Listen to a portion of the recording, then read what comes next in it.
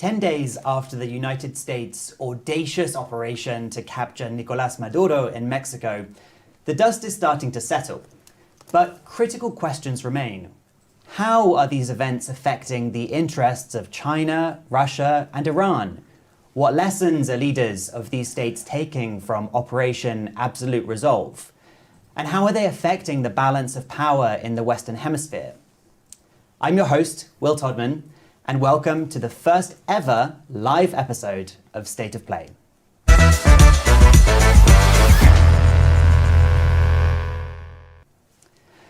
Okay, as I said, this is the first ever live episode, so I'm really excited about that. Just to prove how live it really is, I have my phone out. I'm not being rude, but that's just in case we have military strikes on Iran, another operation to capture a leader somewhere in the world. But I'm Twitter during the episode. Exactly. So no, I'm so excited to be joined by twice the usual number of guests, so twice the brain power, if not even more. Here in the studio with me, we have Ryan Berg, the director of our Americas program and also the head of the Future of Venezuela initiative, very relevant. We have Henrietta Levin, a senior fellow with the Freeman Chair on China Studies. Maria Snegovaya, a senior fellow in the Europe, Russia and Eurasia program at CSIS. And I'm delighted to welcome to CSIS for the first time, Dr. Vali Nasr, who has just joined the Middle East program as a non-resident senior advisor, and of course also is a professor at CSIS at Johns Hopkins University. We have a ton to get through, so I'm going to just dive right into it. And Ryan, you told me you don't like the title of this episode. So the title is The Donroe Doctrine, What Venezuela Means for China, Russia, and Iran. What do we mean when we're talking about the Donroe Doctrine, and why do you prefer something else? Thanks very much, Will. Well, I prefer the idea of the Trump corollary to the Monroe Doctrine, and I call it that because that's frankly what the National Security Strategy document called it. So in the media, it's been called the Donroe Doctrine. The president has cited the Donroe Doctrine. I think he likes that title. My issue with the title of the event was more that we should maybe call it by what the NSS calls it. But that's my sort of nerdy academic think tank criticism. Essentially what the Trump corollary is a reassertion, a stated attempt to reassert U.S. Preeminence in the Western Hemisphere. It was the piece of text that actually led the Western Hemisphere section of the National Security Strategy document, and it gave in the NSS, it got about 4 pages of treatment. So far more than we're used to as Latin Americanists. We're used to maybe 1 page of treatment on the Western Hemisphere. This time around we got 4. And I think that signals the administration's seriousness to pivot its focus in a very significant way back to the hemisphere. And just to conclude, what the corollary says is that the administration will be very focused and concerned with foreign ownership and access and operation of strategic vital assets. So that could be physical infrastructure like ports or space infrastructure maintained by China, for example, in the region, or it could be strategic geographies like Venezuela, which sit atop the largest proven oil reserves in the world. So it's a pretty wide-ranging idea, the Trump corollary, but it's helped, I think, this administration to signal that pivot back to our shared neighborhood. And of course, there are other states that have been engaging in this neighborhood for a while, and some of those states are not great friends of the United States. So as we think about how China, Russia, and Iran have been affected by the capture of Maduro, we probably should go back a little bit and say, what were they up to in this part of the world beforehand? So maybe starting with China, Henrietta, what was China's relationship with Venezuela and with Nicolas Maduro? Was this a really important relationship for China in the Western Hemisphere? I think it used to be an important relationship for China in the Western Hemisphere. It's a relationship predicated on oil, and it's a relationship that the Chinese have found, I think, increasingly frustrating over time.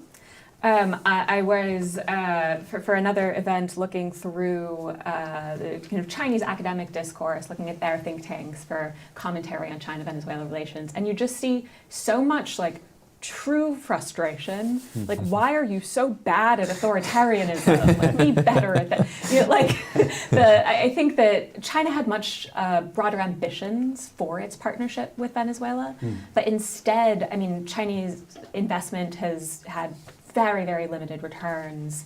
Venezuela continues to have outstanding debt to China of probably about $10 to $12 billion, so not huge, but significant. And overall, I think the relationship had increasingly become a burden more than an opportunity for Beijing, but there are important areas of cooperation that still remain. For example, China has space infrastructure in sites in Latin America that are really important for tracking satellites, for broader strategic interests. And so those interests, I think, will still be relevant for Beijing going forward, even in this significantly dynamic environment. Yeah, okay, great. Maria, was Russia similarly frustrated with their relationship with Venezuela? I would argue that for Russia, Venezuela was a status symbol, right? It's a typical Soviet-style effort to create client states, even if this time, obviously, they're less strongly connected ideologically, but these dictators unite international. It's certainly something that Russia's after. And in that sense, having Venezuela right at the side of the United States was a strong geopolitical symbol that Russia is present and still available to project certain power vis-a-vis the United States. But in reality, Venezuela was a large recipient of Russia's loans, collaboration on oil, and also recipient of Russian arms, which, by the way, failed to deliver. That's widely debated in the media that Russia's air defense systems did not shoot down a single U.S. Flight. And altogether, certainly it's a miss, but more in terms of the status than in terms of serious substance. What I will say that it's not the first time, obviously, since the start of the war in 2022 that we see Russia basically abandoning or expressing serious concerns when one of its allies, or at least geopolitical counterparts, is getting in trouble, be it Iran, be it previously Syria, where Assad similarly fell without Russian assistance, and to some extent you can say also Armenia. Russia is visibly overstretched in Ukraine and is unable to help its allies, and it shows. Okay. Vali, I'd love to bring you in here and ask for the Iranian perspective. So how did Iranian leaders think of Venezuela? Was it a really important relationship to them? I think much like was said about Russia, it was largely symbolic, going back to early 2000s when Iran's populist president then, Ahmadinejad, reached out to populist regimes in Latin America in an effort to say that Iran was not isolated and was expanding its reach into the global south. Venezuela played an important role in that regard. Over time, Iran has actually helped Venezuela more than Venezuela has helped Iran. For instance, when Maduro was taken by the US, a headline newspaper in Iran said, well, what would happen to the $2 billion loan that we gave Maduro? But aside from Iran as the nation state, its proxy and ally in Lebanon, Hezbollah, had its own relationship with Venezuela, largely because there is a expatriate Shia community in Venezuela, from which also Hezbollah received remittances. But all said, I think the biggest impact for Iran is the symbolism of the United States trying to break a regime that it doesn't like, first under the pressure of sanctions, then through a surgical decapitation, and then the way in which the US is trying to handle the remaining Chavista stake in Venezuela is more important to Iran, because Iran immediately felt an increase of pressure on itself in terms of being viewed as now being in the crosshairs of the United States. And also it had a big psychological impact on its population as well, that regime change in Iran was also imminent. So the collapse of that symbolism reverberated in Iran quite significantly. Great, and I want to come back to the lessons that these states are taking from this, of course. But Ryan, have I gathered the right people to talk about this? When we think about China, Russia, Iran, are they some of the most important relationships to Venezuela and to Nicolas Maduro, or are there others, do you think, who've really been affected by this? Well, I think CSIS rule number 1 is to never speak ill of colleagues. So of course you've gathered the right people, Will. These are the extraterritorial or extra-hemispheric actors that were most important to helping to prop up Maduro. I think the only sort of intra-regional player I would add to this list is Cuba. Yeah. 32 Cubans were killed in the operation, the highest single concentration of casualty as far as I've been counting, because they were closest to Maduro. They were his bodyguards. They were who he trusted. The Cuban security apparatus has infiltrated and penetrated the Venezuelan state to a very significant degree, and it's been that way for a while. It's been that way since there was a threat to Hugo Chavez's regime in the early 2000s when there was a coup. He left power for about 48 hours and then eventually he returned. Thereafter, they built a counterintelligence surveillance style apparatus existing above the armed forces, largely manned by Cuban spies, in order to detect any kind of whiff of disloyalty in the Venezuelan armed forces. The Cubans have been key to what we call coup-proofing Maduro's regime, and they were there by his side until the very end. So I would add them as an additional actor here, not extra-hemispheric, but an important actor in terms of an actor that will now be receiving messages and deciding what their next play is, given that Maduro has now fallen. I think there are a lot of messages here for Cuba, and indeed the president has said Cuba is next. Yeah, yeah.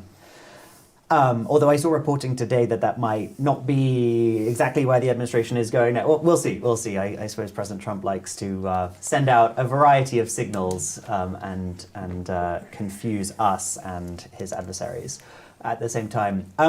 So I've heard that Venezuela was largely symbolic in some ways for these three countries, for China, Russia, Iran, but also that there's significant debt there. There are the interests of space infrastructure and also weapon sales as well. So to what extent has this operation undermined the interests of China, Russia, and Iran in Venezuela? The fact that Nicolas Maduro is now sitting in a prison in New York, but ultimately much of his regime is still in place in Venezuela. So how much of a hit do you think this operation was actually to the interests of these countries? I don't know, we can go the same order again. Henrietta, I think there's two ways to look at this. There's the China-Venezuela relationship, in which China, of course, has an interest, and then there's China's broader strategic ambitions in Latin America, in terms of world order. So to start with the Venezuela-sized chunk of that question, I mean, I think it could still go in two directions. This could be good for China, it could be bad for China in the context of its relationship with Caracas. Let's say the US is committed and successful in what Trump sometimes says, in that he wants to get China out of Venezuela, out of the hemisphere. Let's say that succeeds to the degree it can, and China loses access to Venezuelan oil. That's about 4%, roughly, of China's oil imports. So not existential, but it's something, it matters. China would presumably never get back its outstanding debt. Maybe China loses that space infrastructure. The Cuba piece also could be pretty significant. Because Ryan's team actually put out a really interesting piece a few months ago about how China is potentially using Cuba as an intelligence gathering platform. And so if the Cuban regime is undermined to some degree as a part of the domino effect of all of this, that could also affect China's kind of more immediate interests in the hemisphere. But I think things could just as easily go well for the China-Venezuela relationship from here. Let's say Trump goes in the direction, which he's also said that he, said both things. Let's say he goes in the one where, China can still buy the oil. Great, so China still gets the oil. They probably get more oil than before, because if US companies actually go in and get kind of production levels up, that could actually increase outflow. And at the same time, China gets the benefit of screaming at the top of its lungs to the global south that the United States is a bully, lawless, perfidious, all of it. And that propaganda, I mean, you see it resonating quite strongly around the world, including in other parts of Latin America. So I think you could see the Venezuela piece, the Cuba piece kind of going in either direction. But I want to also take a step back and think about China's broader strategic interests. Because, I mean, China has expanded its engagement in Latin America, I mean, massively, let's say over the past 10 years or so. You can actually see Chinese economic engagement has, by many measures, displaced the United States in almost all of South America, for example. So this is a very significant part of the world for China, except that almost every other part of the world is more significant for China. And so if the US starts getting bogged down in Venezuela, if this becomes a distraction from American leadership, resolve, capability in the Indo-Pacific and other parts of the world that are more immediately relevant, not only for kind of China's, let's say, what they call their core interests, things like Taiwan, but also China's efforts to build a new global order in its own image, that kind of thing. Then we could see this actually being very positive for China's broader ambitions in the world. I think Henrietta's centered on something really important. I just want to add one quick point, Will, which is partly, I think it explains the Trump administration's decision to leave a lot of the remnants of the Maduro regime in place. They have prioritized stability. This was a highly surgical decapitation operation. Excise Maduro and his wife, but leave much of the other parts of the regime in place, prioritize stability, and therefore the broader hope is to be able to continue to keep an eye on all of Latin America, not get bogged down just specifically in Venezuela, but also to continue the strategy in the Indo-Pacific as well. I agree that there's a risk of getting bogged down in Venezuela, but it seems the administration is aware of that, and that partially explains their decision to leave some of the remnants in place. So not to sow discord between my colleagues, but I know you're both working on a project together on China's role in the Western Hemisphere. But Ryan, you've also just put out a piece. Is there anything that you see differently to Henrietta in the China piece? So I think that we do have some energy leverage over China, even if, as the president said, they can continue buying. I think that should be looked at as conditional, right? It's not automatic. So I'm not saying it's on par with the leverage that China has built up very plottingly and strategically over years over things like critical minerals and rare earths, but it's the start of something. For the second time in 8 months, we've seen the axis of authoritarians essentially be a hollow idea in the most important of questions, regime security. If you can cooperate during peacetime, if you can do occasional things to flout sanctions, what value is that if at the end of the day your regime is still insecure when you call on your friends to come and help you? The Chinese radars likewise didn't work, just like the Russian air defenses, so there are major questions there for China to answer, and I saw an early report that the disinformation machine is in full overdrive on sort of deflecting some of the criticism actually away to the Russian air defenses, saying that the Chinese radars worked fine. It was the Russian systems that should have exactly. The Russian systems were the ones that failed, but the Chinese radars knew the planes were there, but the Russians failed. The Russian systems failed to go off. And then lastly, I would say is this is just a very important demonstration less than 1 month after the Trump administration released its national security strategy document, that it's serious about this idea of the Trump corollary. And if you read the text of the Trump corollary, it's far less concerned with military operations. It's far more concerned with the economic piece of things. So if this kind of sets the tone, you could see much more heightened scrutiny on Chinese economic activity in Latin America moving forward. And that would be a good thing, in my opinion, because we've simply, as Henrietta rightly said, we've been absent in the last couple decades, and China has become a critical player in a number of very strategic industries. Yep. Do I get a very brief right of reply? Sure. In the most collegial and building on my dear colleagues. So just and I agree with a lot of that. I would just, one thing I think I see from a slightly different perspective is the question of kind of Chinese credibility, and this question of like, is China supposed to be the guarantor of regime survival for its pariah friends? Yeah. And I think I see things a little differently in that when China says, you know, it's an all-weather friend of Yeah. Venezuela, you know, Yeah. that it's going to stand by these countries that are under tremendous U.S. pressure, sanctions, et cetera. I don't think China ever intended to, you know, defend any country in Latin America or probably anywhere in the world from an American military intervention. And I don't think China's partners, though you know Venezuela much better than I do, would have had that expectation for their relationship with China. Like, is Maduro really seriously, like, if he knew that he was under that degree of threat, would he be calling the Chinese saying, please help, please come? Like, I feel like that would have been sufficiently unrealistic that everyone wouldn't have seen the situation that way.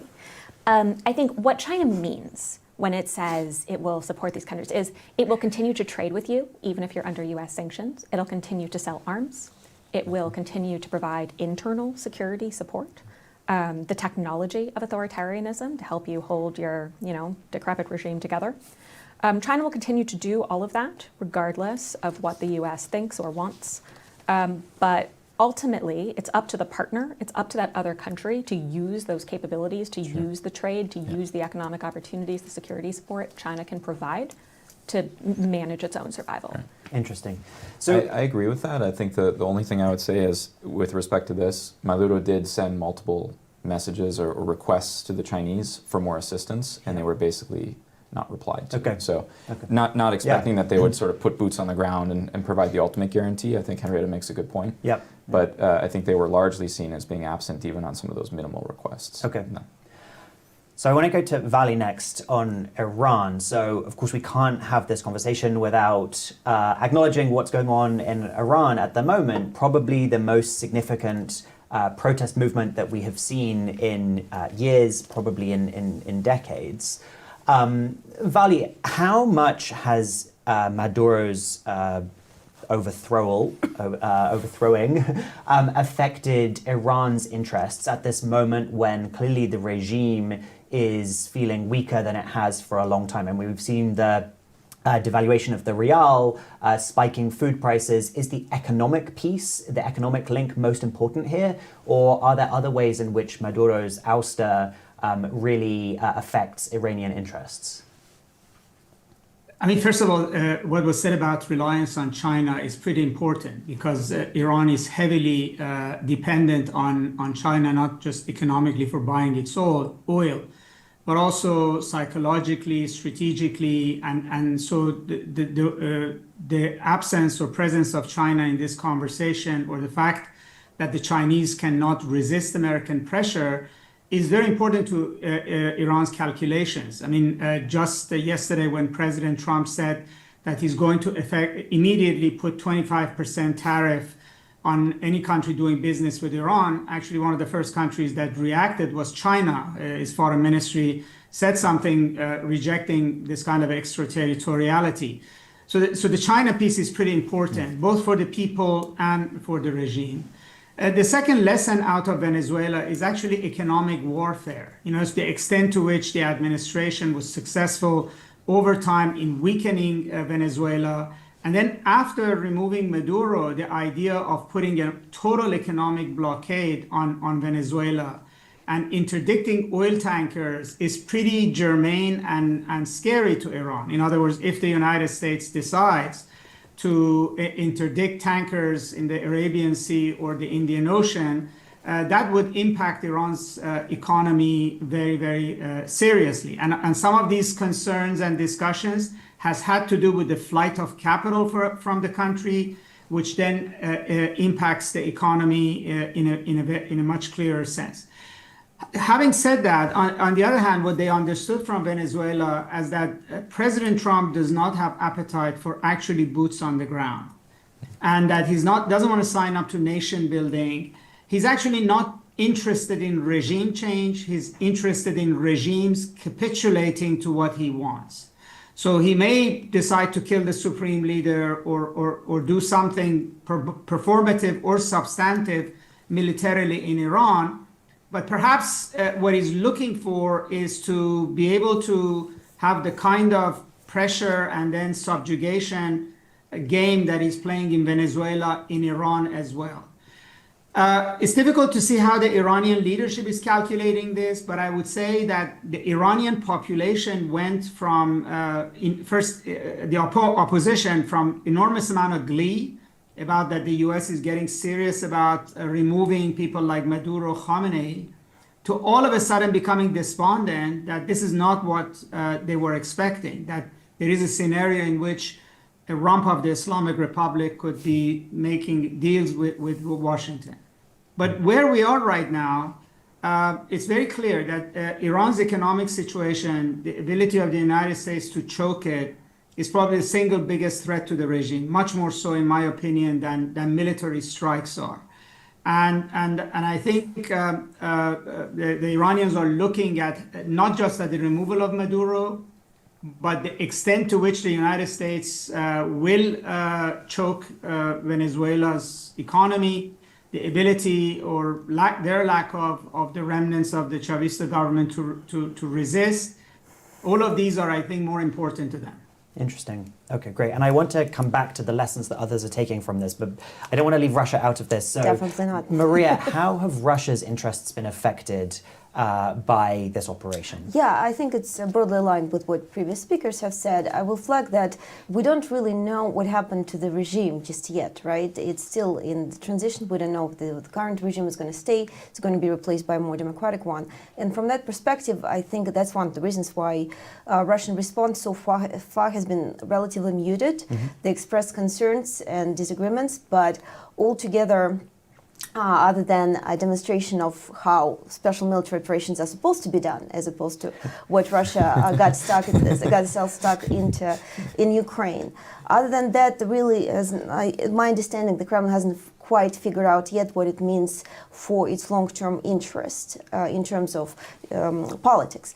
But economically, and this is where I definitely agree with the previous speaker, there are issues associated, first of all, to Russia's long-term interests in Venezuela. They recently secured a multi-billion-dollar contract with Rozrubezhneft, a Russian company, to work on joint ventures, for joint ventures in Venezuela, and it's unclear.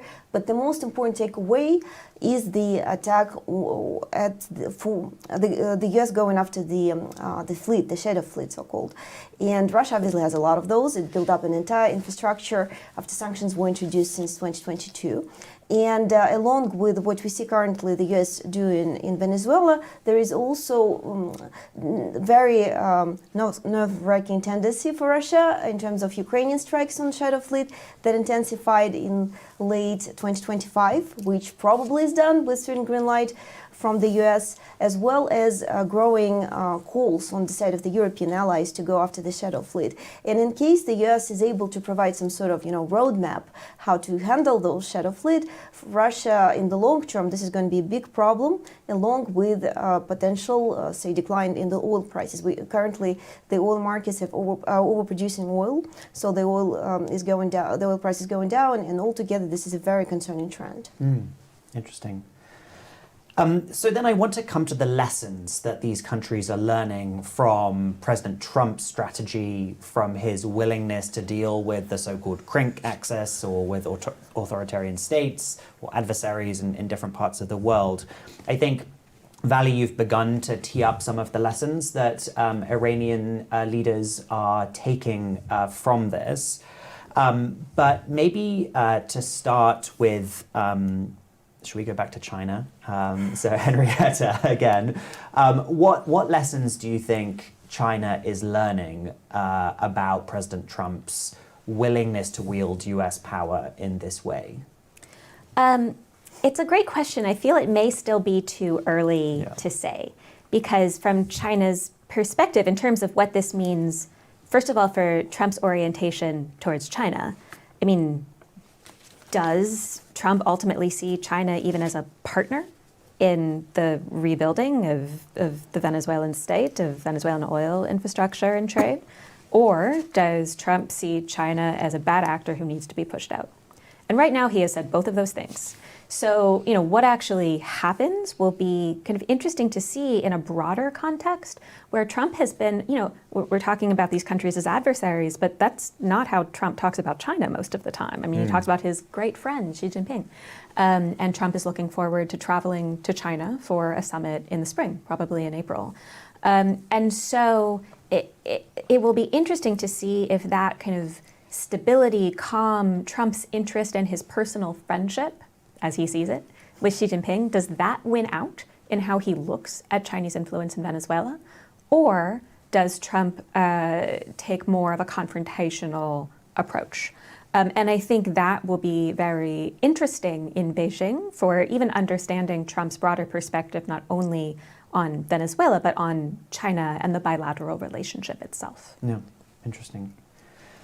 Maria, how about Russia? What lessons do you think Vladimir Putin is taking from this? Well, the key takeaway is, who on the international stage gets to do what's been done, right? Because in a lot of ways, Russia's war in Ukraine is this claim, an effort to prove that it has the right to do regime change in a neighboring country, following in the footsteps of the United States, for example, in Iraq in 2003, Kosovo they often refer to.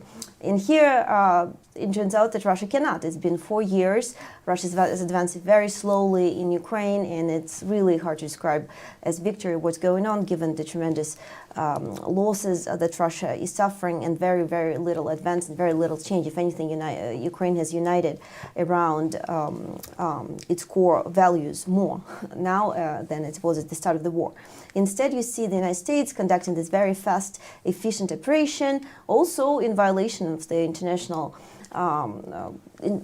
regulations, but so far it's working out for the United States. And so I would say that the general perception, mood in pro-Kremlin media networks is this, silent envy of the United States that gets to do what Russia would aspire to do, but cannot. There's a lot of debate, obviously, about the military lessons learned from these experiences. But as I said also before, more importantly, I think we will see what happens next, right? Is this a sustainable status quo currently in Venezuela? I think not. So I think the response will become more contingent on what is happening next in Venezuela. Is the United States successful in creating the new, maybe the transition to something new, or maybe trying to freeze the current status quo? I think that will reflect significantly on Russia's subsequent response. And is there a sense of relief, perhaps, that the US is now focusing more thoroughly on the Western Hemisphere, as we've been discussing? Does that ease up the pressure for Russia in Europe, in Ukraine, elsewhere? Is that part of the conversation that pro-Kremlin outlets are having? To be honest, because we've seen this administration been very active in various directions, I think most observers understand it's just a temporary diversion before the next push comes around. But Putin also has been historically very cautious not to, again, alienate his so-called friend, Donald Trump. Donald Trump also calls Vladimir Putin his friend, that they're allegedly on good terms. It hasn't yet delivered in terms of the peace negotiations, but what it's definitely showing in this response is that the Kremlin tends to be far less critical of the United States when it gets to comment on its operations. And I guess somewhat funny, the Kremlin propaganda tried to warn Ukraine that after Venezuela, the United States is going after Ukraine somehow. It's going to implement, I guess, the regime change Zelensky. I'm not quite sure. So there's a lot of propaganda narratives flying around. They're trying to make the best use of a relatively bad card that they got. Yeah. Ryan, anything you want to add on the lessons that you see these leaders taking before we move on to Iran? So just a couple of quick things. Yeah. We've had a long-running debate here in the Geopolitics and Foreign Policy Department about whether the Trump administration is presiding over retrenchment. And I've been one of the few voices saying, how can we call this retrenchment? And I think in the first year of the second Trump administration, you've seen one of the leitmotifs of the foreign policy decisions, at least. It's about power. And in many ways, it looks pretty familiar to Republican foreign policy of the past in terms of power projection, the use of air power, the use of surgical precision and technological superiority of the U.S. military. One of our colleagues here at the center wrote a piece last week we're not even at the 1 year mark of the second Trump administration. The administration has engaged in military activities and bombed 7 countries. Yeah. That's not a retrenchment-oriented administration, in my opinion. And then the other thing I would say is, in terms of being able to classify where the president fits, like in these various camps, the president is a primacist on the Western Hemisphere. He believes that the U.S. must be absolutely preeminent in the Western Hemisphere in order to have the foundations for global power further afield. I'd say those are the lessons so far. Yeah, I wanted to ask you sort of, sure, it's the articulation of power, but power for what? So it's power for primacy, power for sort of domination, at least in this part of the world? Is that how you'd see it? I think in this part of the world, it's primacy in order to ensure that we have the greatest number of partners in the region. The other thing that the NSS talked about right after the Trump corollary is the idea that we're going to expand the number of partners that we have in the region, and we're going to enlist them to do specific things. In other words, burden sharing on security issues, migration, economic issues. So power for primacy, yes, but also power to expand and enlist those partners, at least here in the Western Hemisphere. Colleagues probably have a different idea of what power would be used for in their theaters. Yeah.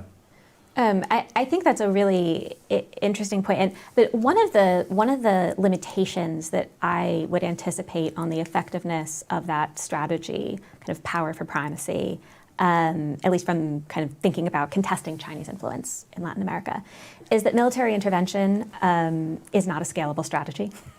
And so even if Trump can effectively use, overwhelming military capability, technological primacy to get China out of Venezuela, if that is his goal, everywhere else in the hemisphere, this is going to have to be a play based on an affirmative economic agenda where the U.S. is delivering something, well, ideally better than what China can offer for countries' development needs, but at least deliver something. Make sure there is a U.S. option on the table at a time when many of the tools the U.S. would traditionally use for that competition have been dismantled. So one of my questions is whether the U.S. can really scale that idea with the economic tools that will be required for effective competition with an economic superpower like China. And I just want to, Maria reminded me of an important lesson learned that I neglected to raise from China's perspective, because of course, Beijing is also looking at US military capability, right? And and there has been some genuine admiration floating around the Chinese internet about the U.S. military's ability to pull this off with, I think, an implicit understanding the PLA could, of course, not execute on anything with this level of kind of precision and technical sophistication. But also, I think that's not what the PLA was built to do. Because I think some people look at this scenario and say, oh, well, now China is newly deterred because the U.S. has demonstrated its incredible military capability. And I don't think that's the takeaway. I think China's impressed. But this is not what the PLA is designed to do. The PLA is designed to keep the United States out of Asia so that China is able to execute its vision of forceful reunification with Taiwan. And so in some ways, I think that the military takeaways, or the takeaways in terms of U.S. capability, are probably less relevant for how China looks at the overall balance of military power between China and the United States in the strategic scenarios that would be most relevant for Beijing. Okay. Vali, probably the Iranian regime right now is most focused on what President Trump may or may not do, following what we saw 10 days ago in Venezuela. So President Trump has said he's going to act. As you mentioned, he just announced 25% tariffs on countries that are trading with Iran, but he's also floated military options, or perhaps there's a range of other options he could take. What do you think or how has Venezuela affected this immediate calculations for Iranian leaders at the moment, facing this threat from the protests as we've seen? Well, I think the most germane lesson from Venezuela is the issue of tightening economic sanctions on Iran, and especially the administration's ability not just to force others not to do business with Iran, but potentially to also prevent Iran from exporting its oil altogether through shadow fleets. And I think they're taking that particularly very seriously, because they may be able to overcome this round of protests through brutal suppression and other tactics. But if the economy continues to collapse, then their ability to contain popular anger will become less and less. I think they think they have a window, let's say, until the end of the first term of the Trump administration, hoping for something to change. But right now, for them, is that the United States has the upper hand in being able to apply more pressure, and then Iran is not able to resist that in a commensurate manner. Now, the issue of Venezuela's oil and its sale to China does have an impact on the way they think, to the extent to which the Chinese are willing to continue to buy Iranian oil despite American pressure. And that's a very big factor. So it's not just about America. It's about gauging the extent to which, after Venezuela, China's willing to play ball with Washington. And then finally, there's something we don't talk about much.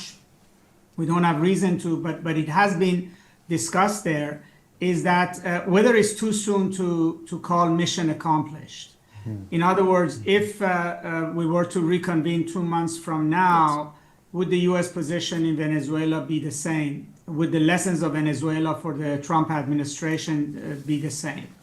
And I think that's also pretty important, because I know at least the Iranians are not looking at only the taking of Maduro and the interdiction of tankers, but they're trying to gauge what's going to happen in Venezuela in a month's time. And if that's going to change the way Washington looks at this kind of a strategy, or if it's going to be really successful, and then the administration gains an appetite for this kind of a cost-free, no requirement of soldiers deployment, aggressive pressure on other countries. That's really interesting, and I do want to. I want to acknowledge we're 10 days after this, so some of the responses, are clearly still playing out, and the lessons are very much being learned as we speak, and will continue to over the months to come. But I do want to bring this back to the broader question of the so-called CRINK axis. I realize we don't have North Korea.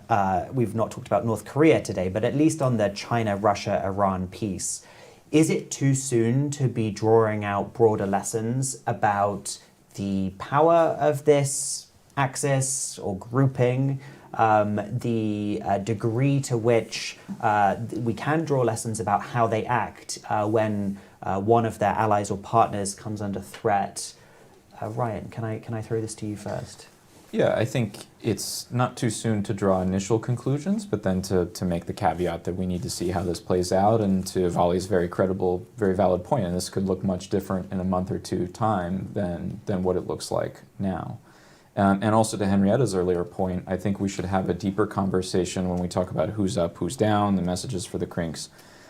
What are the reasonable expectations among the CRINK countries about how they will come to one another's assistance? One of my assumptions was that you have to kind of answer the mail. When one of your partner countries says, we need help in this, that, and the other, and Venezuela didn't necessarily say send us soldiers. I think they knew that was an unreasonable request. But they said, give us some assistance, and the mail wasn't necessarily answered, and that was the case in both China and for the outreach to China and to Russia. Mm-hmm. We need to have a conversation about, what is reasonable for CRINKs and some of their partner countries to expect of one another, and what is kind of beyond the line of reasonable, where Maduro shouldn't have been expecting that, and because he was, it was a faulty assumption. Maybe they're not the ultimate guarantors of one another's regime security, but they can do things, before it gets to a regime security question, to try to ward off any kind of, challenges to regime security, the same way we've seen in Iran back in the 12-Day War, and now again, and then in Venezuela. But I would posit that as sort of a broader conversation that maybe we should have as a department. Mm-hmm. The first step was actually positing that this CRINKS alliance, right, exists, and that they're cooperating, and that it's a kind of coherent concept. Maybe a second step is to outline what are the reasonable expectations among members and sort of associates in other regions about what can be expected. Right? Yeah. Yeah, we're thinking of Venezuela as a non-resident associate in this grouping. Henrietta, what has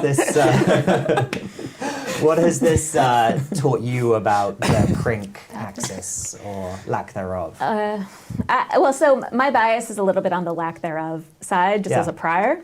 I see, and I see the China-Russia relationship is a profound thing, where we're seeing an incredible degree of integration in the economic domain, but also in terms of the two countries' military-industrial base. That's a very, I think, profound geopolitical development. But looking at kind of the broader idea of CRINK, these four countries, adversary alignment, I agree with Ryan and would even kind of take that a step further, that I think we can reasonably conclude that one of the limitations of adversary alignment of the CRINK is that none of these countries are going to risk serious contestation with the United States on behalf of another. Maybe with the exception of the China-Russia piece, but these countries are happy to work together when it's mutually convenient, when it advances their common interest, and as soon as it doesn't, you see a lot of risk aversion. This isn't like a US alliance. This isn't something that kind of transcends the interests of the moment. It's much more contingent, and I think the scenario in Venezuela illustrates that yet again. Do US alliances transcend the interests of the moment? Well, they certainly did. Yeah.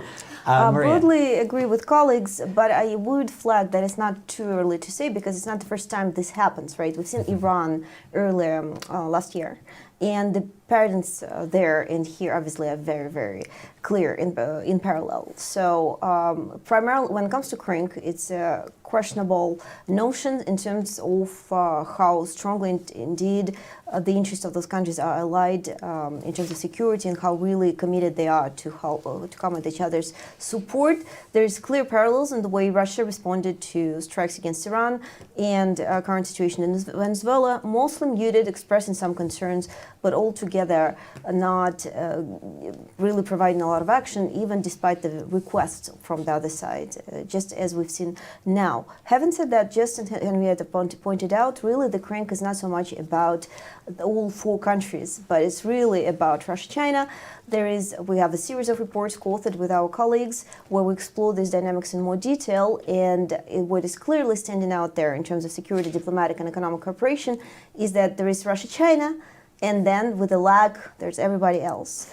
And there's generally a tendency of these countries to resort to prioritize bilateral relationships. That's how they operate. It's dictator, face-to-face cooperation. And I think essentially what I'm trying to say here is that the way Russia and China are responding to Venezuela or Iran situations should not be projected to how they would respond if something were to happen to each other.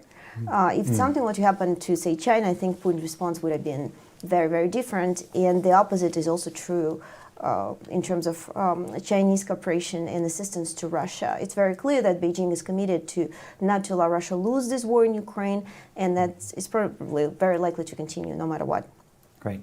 Vali, I want to give you the last word before we move on to our quick fire round of questions, so get ready, everyone. But what lessons do you think Iran has learned about its partnerships with China and Russia from what we saw in Venezuela? Or are there broader lessons that you would want to draw out about this so-called CRINK alliance or axis?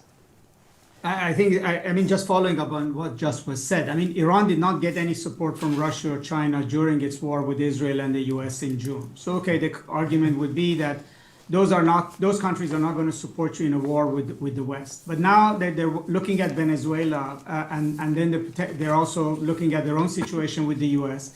And I think generally you're getting to a conclusion that there is not much worth in alliance with China and Russia at all.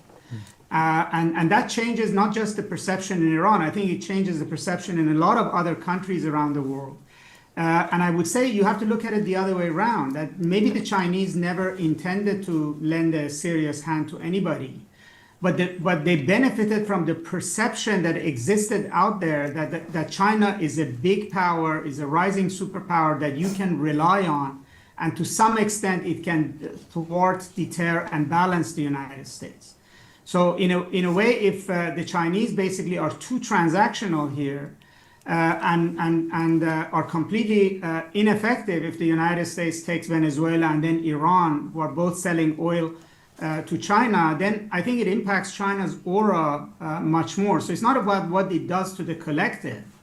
I think it's a downgrading of China's stature and whatever that worth that strategic stature has across the global south. Interesting. Okay, so usually we end State of Play with 3 quick fire questions. I've adjusted them slightly for this format. So the first is that I would ask each of you to sum up the reaction of China, Russia, and or Iran to what we saw in Venezuela in one word or phrase. And just explain who you're referring to, please, when you say it. And Maria, do you want to go first? I start with the Kremlin. I'd say it's muted condemnation and jealousy. Okay. Okay. Henrietta? Patient opportunism for China. For China. Okay. Vali? I would say dawn of a new reality. Okay. Ryan? I think if the Trump administration plays its cards right, this could be the start of a kind of reset moment for U.S.-Latin America relations.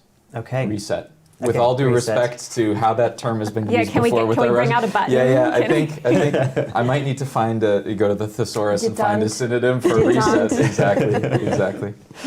Okay, so normally I would ask who's up, who's down the most out of the US, Russia, and China, but I thought maybe everyone would probably say the US, so I'm shifting this. Which of the CRINK states has had the worst week or the worst 10 days since Venezuela? Oh, isn't Iran the clear winner? Okay, sure. I mean, maybe not because of Venezuela. On the ropes. No need to say anymore. Okay, as it relates to Venezuela then, who has suffered most as a result of what we saw in Venezuela? Vali, can I start with you? I still think it's Iran. Yeah. Because both symbolically and materially still is the one that is most impacted by the perception that the Trump administration has of this win. Okay, thank you. Ryan? Just to give a different answer, I'll give you the China perspective only because Venezuela was the foray for China into Latin America. As Henrietta rightly says, now it's a much more comprehensive, all-encompassing relationship with just about every country in the region, but Venezuela was the entree in many ways, and China went deepest into Venezuela, about 64 billion in loans and about 100 billion in overall investments. And as Henrietta said, they stand to lose the remaining debt that exists there under certain arrangements if the Trump administration really wants Venezuela to quickly rupture relations with China. So I'll go with China in terms of Venezuela was an early investment for them, and it was a long-term investment, and we could be at a point where it no longer has much strategic value for China. Okay. Henrietta, do you agree? I think China's going to be fine. Maybe I would go, and because I think, whether it goes poorly or well for China in Venezuela, I mean, to Ryan's point, Venezuela-China trade today is about 1% of China's trade with Latin America. Okay. This was the entree that China has since outgrown in many ways for their engagement with the region. So I think I would say maybe Iran, because if one of the lessons that the world can take from the scenario in Venezuela is that it doesn't matter how close you are to China, to Russia. These countries are not going to support you if they have to take on risk of their own to do it. They're going to help when it's convenient.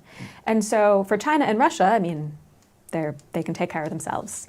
For smaller authoritarian countries under significant US pressure, that could be posing kind of existential concerns. So maybe Iran comes out most nervous from this scenario. Great.